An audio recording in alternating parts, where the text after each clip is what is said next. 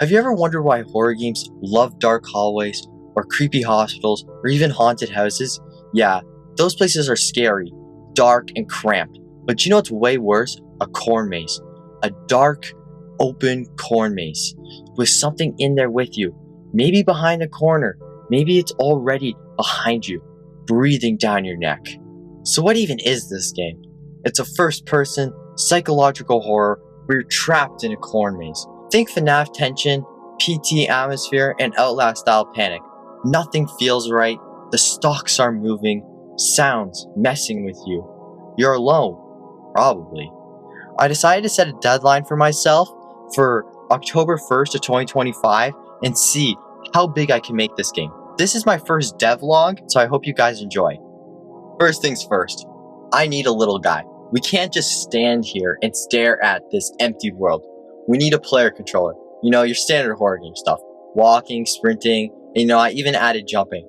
All thanks to my holy savior Bracky. Without him, bro, this game would never even have started. After we started walking around, I realized the game was kind of blank. There was nothing to do. I made the game dark, but that still didn't help. I decided that the most important thing right now is the flashlight. Every single game has a flashlight. After I added the flashlight, I realized that it's feeling horror-y, but it's missing something. It's empty. There's nothing to do. No maze, no corn, just a sad little man in an empty void. So I decided to crack my knuckles and get to work.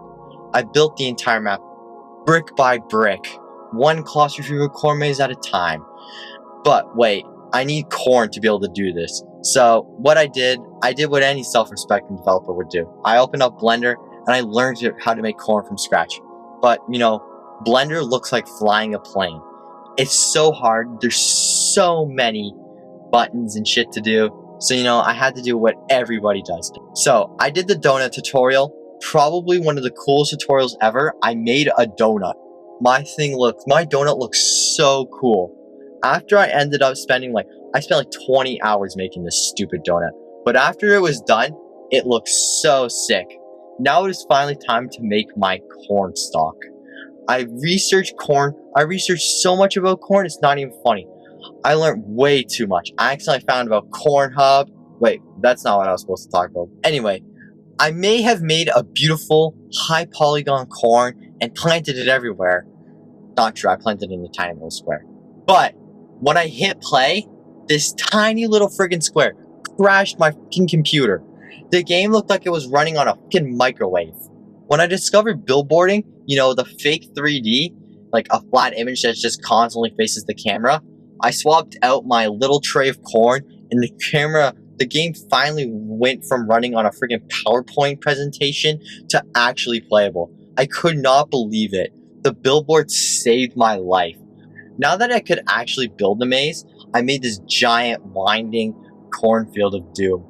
Big enough to get lost, small enough that you feel watched, and I didn't have to spend hours. Just so you guys know, when you find some little shortcut that you can get through, I hand-placed every single one of these things. And I will cry if there's too many glitches. Although my game was running faster than a PowerPoint demonstration, it was still slow. So I needed to do something to hide how absolutely janky it was looking. So I decided the best course of action was try to make the camera look retro. That old school horror vibe. So I gave it a retro PS1 camera filter. Chunky pixels, jittery movements, make it look like it was pulled straight out of a cursed demo disc from 1988. Then it came to the flashlight. It started off dull, boring, basically like a phone flashlight from 2012. So I leveled it up. Now it's got pullback, flickering, a bit of glow. It's just enough jank to make you paranoid. It will go out when you most need it, just like the Avatar. The flashlight was quite hard to work on, I have to say. Lots of coding errors, but it's unbelievably fun when you get to play with it. I believe later on in the game, when monsters start chasing you, you're really gonna be freaking out. But here's the thing, coding. It's hell. Every time I fix something, 5 other things break. The flashlight stops working, bam, player controller starts bugging out. I fix the player controller, Bro, the corn starts friggin' floating in the air. The corn was upside down for a couple minutes. I couldn't even figure out why. Luckily, I had my savior ChatGPT, and I was so close to deleting everything until I asked ChatGPT for help. Boom, fix flashlight. Boom, fix player controller. Boom, fix bugs.